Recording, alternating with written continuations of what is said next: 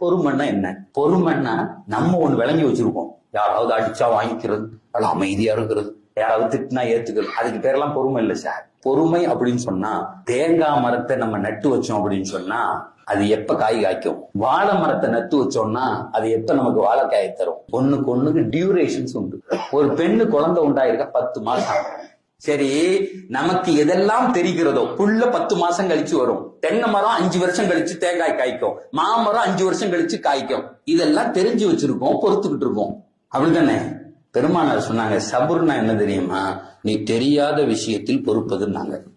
இது 1 வருஷம் கழிச்சு வருங்க, 10 மாசம் கழிச்சு வருவன பொறுக்கிறல்ல, அதை கொண்டாடுறல்ல, அந்த அம்மாக்கு வலிக்கிறத நீ சிரிக்கிறல்ல.